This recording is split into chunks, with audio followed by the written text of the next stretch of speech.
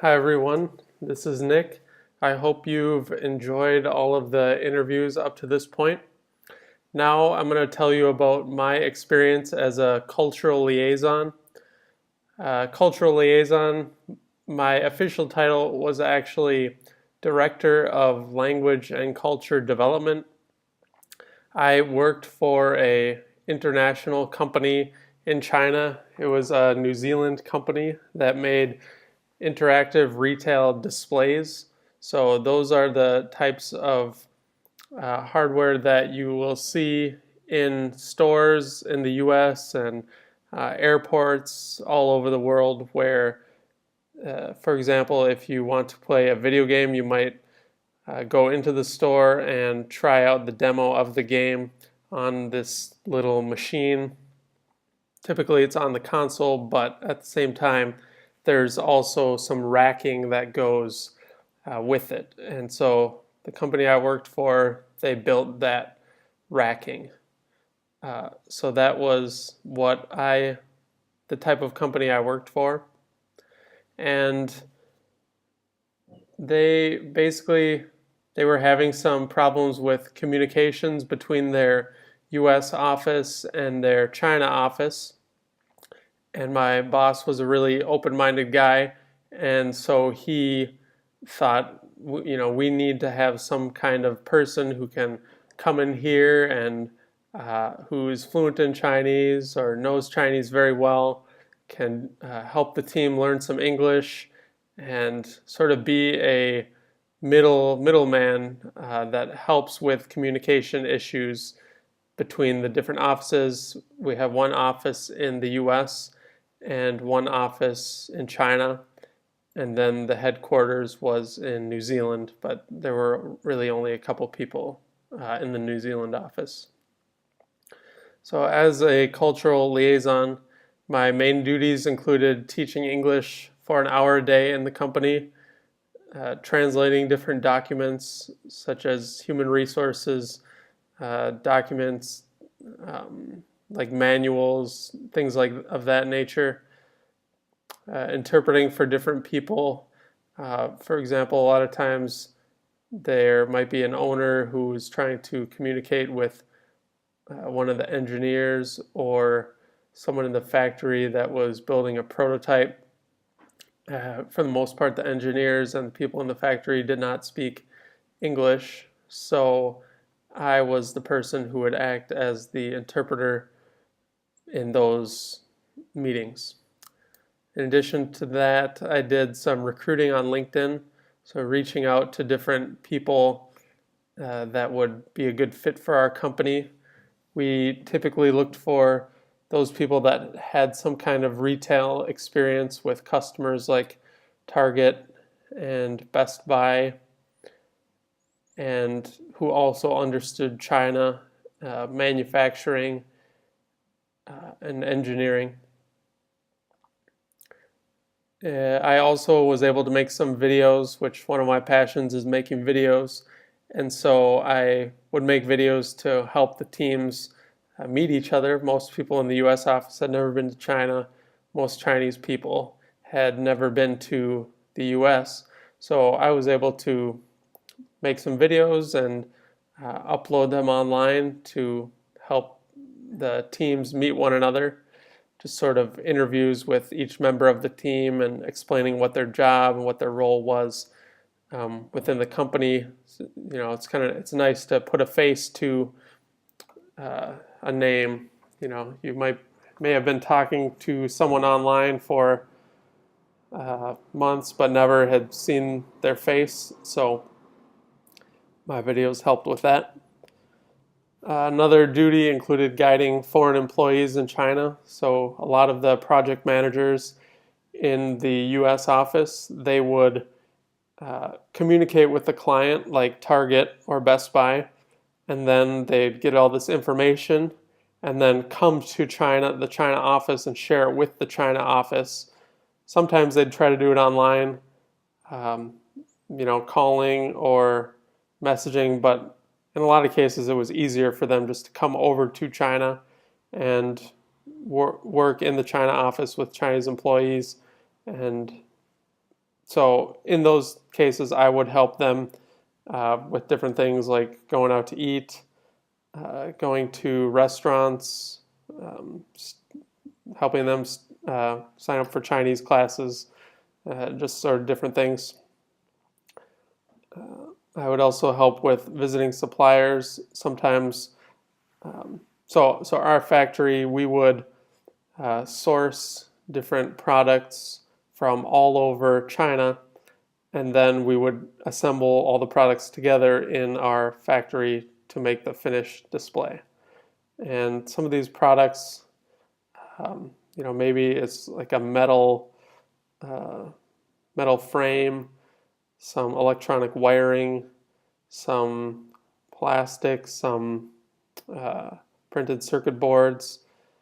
And we would source them from all different factories. So in a lot of cases, someone from our team would need to go to these factories to visit the supplier and make sure that they are a reputable supplier. And so sometimes I would tag along in these outings and again act as interpreter. Another role I had was teaching Chinese to foreign employees and giving them some Chinese cultural training. So not unsimilar to the course you're listening to now. I prepared some PowerPoints and videos and some documents that would help the foreign employees learn a little Chinese and learn a little bit about the Chinese culture. But basically, anything I could think of that would help the company improve communication-wise, I would do. I was present in a lot of different meetings just to make sure nothing was lost in translation. The main thing that allowed me to do a lot of this was that I had a great boss and it was a great company. They're very generous and open-minded, and so that is how that was one of the main reasons I was able to get this job. The requirements for the job were a teaching experience. Like I mentioned, I taught English for about an hour a day. And the ability to speak, read, and write Chinese. Those were the two main requirements. And then, of course, if you're able to understand Chinese, well, I guess not of course, having that on-the-ground experience in China, living in China, also really, really helped. So those are some of the main requirements. Now, how did I get this job? This was it's a long story. So first I want to tell you a little bit about my background. I originally taught English at a college in China, like I mentioned before, for 3 years. And then, like I also mentioned, I helped co-found an English school in China. And as part of that process, I learned about business and what it takes to start a business, and learned about marketing and sales and that kind of thing. So at this point, I had a good understanding of how businesses operated, and I had a lot of experience teaching English, and of course I'd been studying Chinese for the past 4 years. I have a HSK4 certification. That was back in 2010. Now it would be more like HSK 5 or 6, which is the highest level. So what happened was is I realized that the type of company I wanted to work for, the type of company that would hire someone like me, is an international company that has some sort of operation in China. So those are the main requirements. Now, I'd actually planned to move from China because I was in China at the time, just finishing up with the English school I had co-founded, and I was planning to move back to the US, to Minnesota, where I'm from. And I'd always thought it would be really cool if I could get a job in the US and they'd send me back to China and pay me a US wage, but I had no idea how to do it, and I thought I don't know how it could ever happen. But I just thought, I want to work for a company and, that does stuff with China. Maybe one day they'll send me back to China. That was all I was thinking. So I went on LinkedIn and I searched for the different companies by where they were located. I searched in Minnesota, and then I just typed in the keyword China, and then I searched and started combing through the different companies to see which companies had some kind of office or factory in China. And then the next step was I went on their website and found an email address and sent them a simple email telling them who I was and about my background. I'll be sharing this email with you in module 3, but basically telling them who I was. I attached my resume, and I sent about 5 emails to these types of 5 different emails to 5 of these companies. And then the next day I heard back from one. They said, "Oh, Nick, you seem like a really interesting guy. Yeah, I'd love to talk to you about the possibility of working for us." Great. And so I talked to this person on the phone. We talked for about an hour. At the end of the interview, it wasn't, depends on whether you count this as an interview or not, but at the end of the interview, he said, I don't even know what you do here, but I just think you could help because they're having a lot of different issues with communicating between the 2 offices, the US office and the China office. And so then the next day I spoke with the person who ended up being my boss. He was based in the China office, and he, asked me about my background. He asked me my salary expectations, asked me if I'd be willing to move to the city. It was Jiaxing, which is right next to Shanghai. At the time, I was living in Jiangmen in Guangdong province. And so I said, yeah, sure. And but I'm, planning to go back to the U.S. in a few days. I don't know what's going to happen. But anyway, he said, okay, well, let's stay in touch. In the U.S. office, why don't you go meet the U.S. team? Of course, I jumped at the opportunity. So then when I got back to the U.S., the first week back home in Minnesota, I went to visit the company in the U.S. office. It was only about an hour drive from where my parents lived, and so where I was staying at the time, and I drove there and kind of took a little tour around the factory. It was more of a warehouse, I guess,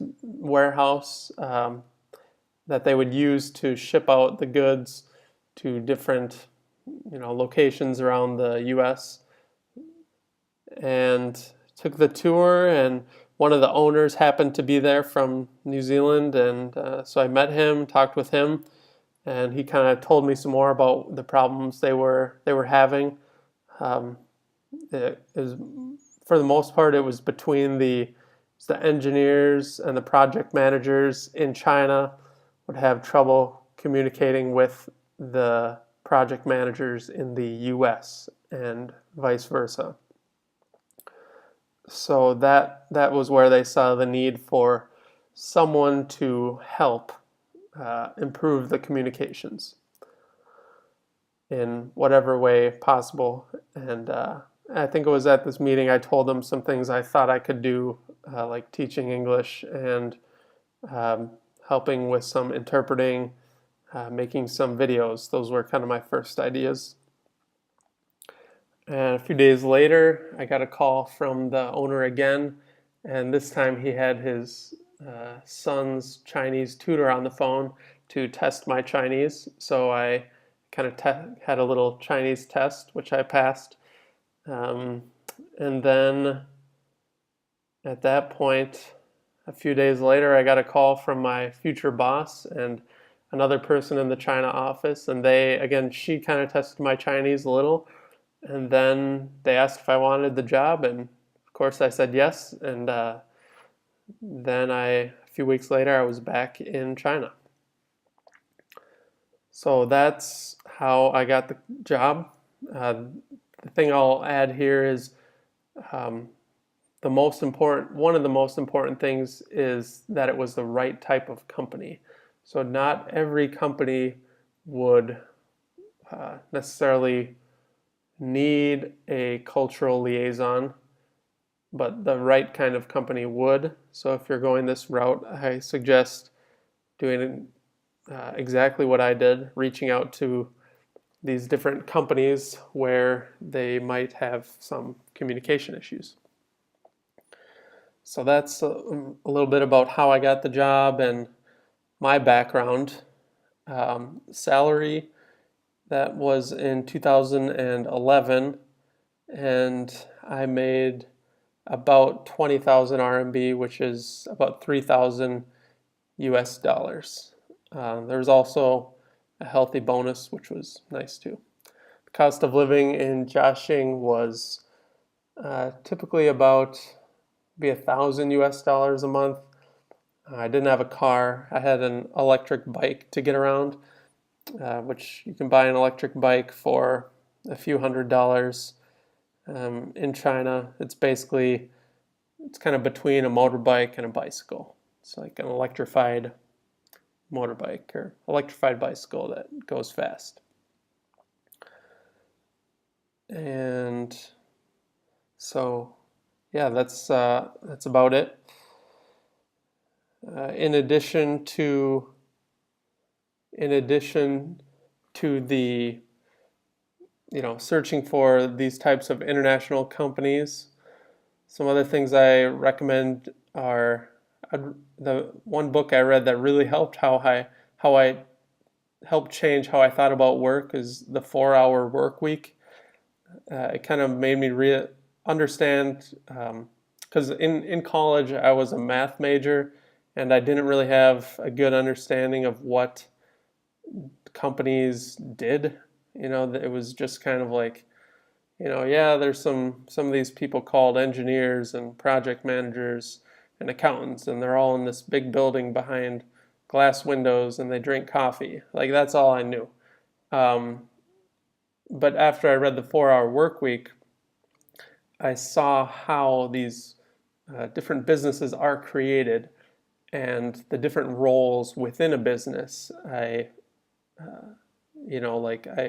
realized what a sales person did and what a public relations person did and what an accountant did. And so that book really helped me to help change the paradigm of how I thought about work.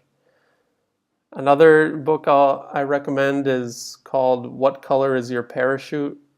And that's probably the number one job hunting book out there. Another book that's really good is called Major in Success. And that's directed more towards college students or high school students preparing to go to college. And what I like about that book is it talks about how it's not so much the major that is important, it's more the skills you cultivate, which is definitely true from what I've found. Employers are looking for skills and not majors. And so if you can cultivate the right skills, like writing, public speaking, computer programming, you don't need to major in any of those things to get those skills. You just take those classes. So that was a really good book, Major in Success. A couple other Chinese-related resources, Pleco Dictionary. It's a free dictionary you can get on your phone. I use it every single day. And Chinese Pod, which is a podcast about learning Chinese. And they have some different dialogues, and then the two hosts, one Chinese person, one foreigner, they explain the vocabulary and phrases in the dialogue so you understand it, and then you listen to the dialogue again. These are great for when you're on driving or on the bus or train. You can listen to them no matter where you are. So that's it. Hope that helps you guys. And just trying to think if I have any other piece of advice here. Oh yeah, one last piece of advice. Companies have problems. That's why they're hiring. I always used to think, why would a company want to hire me? I would look at the description of their company on their website, and they seem so, so great and perfect that I thought, why me? Like, they're already, perfect. But the truth is that all companies have problems, and that's the key. They're hiring people because they have problems that need solving. So sell yourself as someone who can solve these problems. I recently heard about a recent college graduate who goes around contacting companies via email, offering to build them websites and apps for thousands of dollars. This is exactly the mindset you need to have. Don't wait for companies to come to you or for a job posting to appear. Figure out what type of company or person would hire you, and then contact them and tell them how you can help. So that's it. Good luck.